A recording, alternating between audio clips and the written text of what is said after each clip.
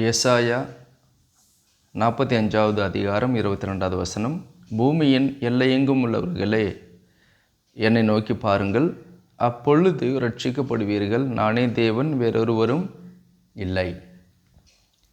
கர்த்தர் சொல்கிற காரியம் என்ன அப்படின்னு சொன்னால், பூமியில் உள்ள எல்லாரையும் எல்லா ஜனங்களையும் பார்த்து சொல்கிற காரியம், என்னை பாருங்கள் அப்படிங்கிறார். அப்பொழுது ரட்சிக்கப்படுவீர்கள்.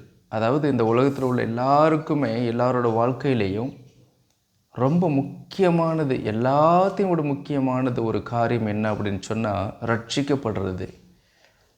ரட்சிக்கப்படுறதுங்கிறது ரொம்ப முக்கியமான காரியங்க. அதில் நம்ம தாமதிக்கிறதுக்கோ, இல்லை அப்புறமா பார்க்கலாம் அப்படின்னு சொல்கிறதுக்கோ, இல்லை வேறு எதனா வழி இருக்குமா அப்படின்னு நம்ம தேடுறதுக்கோ நேரமும் இல்லை, சமயமும் இல்லை.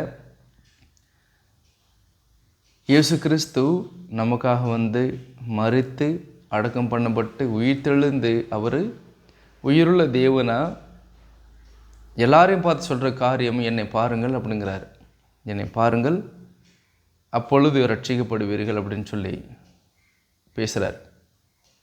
என்னை பாருங்கள் அப்படின்னு மட்டும் ஏன் சொல்கிறாரு? ரட்சிப்புக்காக அப்படின்னு பார்த்தீங்கன்னா, நம்ம செய்ய முடியாத காரியத்தையும் அவர் ஒரு மனுஷனை செஞ்சு நமக்காக மரித்து எல்லா காரியம் நமக்காக செஞ்சு ரெடி பண்ணி இப்போ என்ன சொல்கிறார்? என்னை பாருங்கள் அப்படிங்கிறார். வேறு எதுவும் நம்ம செய்ய வேண்டிய அவசியம் இல்லை. நம்ம செய்ய வேண்டிய காரியத்தையும் செய்ய முடியாத காரியத்தையும் அவர் நமக்காக செஞ்சு சிலுவையில் மரித்து இருக்கிறதுனால அவர் மட்டும் பார்த்து ரட்சிப்பை அடையுங்கள் அப்படின்னு கர்த்தர் எல்லாரையும் பார்த்து கேட்டுக்கிட்டே இருக்கிறார். ஒவ்வொரு நாளும் கேட்டுட்ருக்கிறார், என்னை பாருங்கள், ரட்சிப்பு அடையுங்கள் அப்படின்னு சொல்லிட்டு கேட்டுக்கிட்டே இருக்கிறார். இதில் விஷயம் என்ன அப்படின்னு சொன்னால், எல்லாருமே நம்மளோட வாழ்க்கையில் யாரோ ஒருத்தர் சுவிசேஷம் அறிவித்தாங்க. என்னோடய வாழ்க்கையில் இந்த சுவிசேஷமானது அஸ்ஸாமில் நடந்தது. ஒருத்தர் என்கிட்ட இயேசு கிறிஸ்துவை பற்றி சொன்னார். நானும் உடனே நம்பலை. கொஞ்ச நாளுக்கு அப்புறம் நம்பினேன். நம்பினதுக்கப்புறம் தான் தெரிஞ்சது, இவர் மட்டும்தான் தேவன், இவர் தான் என்னை படைத்த தேவன், இவர் தான் என் மீது அன்பு கூர்ந்து மரித்த தேவன், எனக்காக வாழ்கிற தேவன் இயேசு கிறிஸ்து தான் அப்படிங்கிற விஷயம் எனக்கு தெரிந்தது.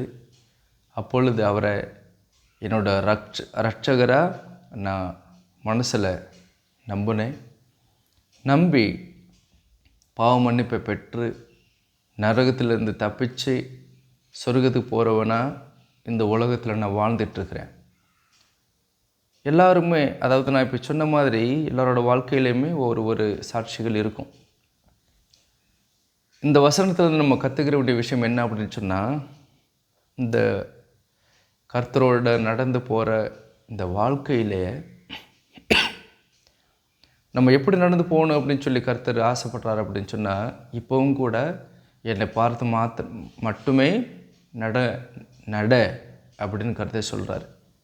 அதாவது என்னை பார்த்து எப்படி நீ ரட்சிப்பை அடைந்தியோ, அதே மாதிரி இந்த வாழ்க்கையிலையும் கூட என்னை மட்டுமே பார்த்து நடக்கிறதுக்கு பழகு அப்படின்னு சொல்லி கர்த்தர் பழக்கி விடுறாரு. அதனால் இந்த உலகத்தில் எத்தனையோ வேதனைகள், கஷ்டங்கள் இதெல்லாமே வரலாம். என்னாகமும் 21வது அதிகாரம் 1வதுலேருந்து 9வது வசனத்தை நீங்கள் படிச்சிங்கன்னா பயங்கரமான ஒரு கதை இருக்குது. கர்த்தர் பாம்பை அனுப்புகிறாரு, விஷப்பாம்பை அனுப்புகிறாரு, கடிக்குது. இவங்க எல்லாரும் அழுகுறாங்க.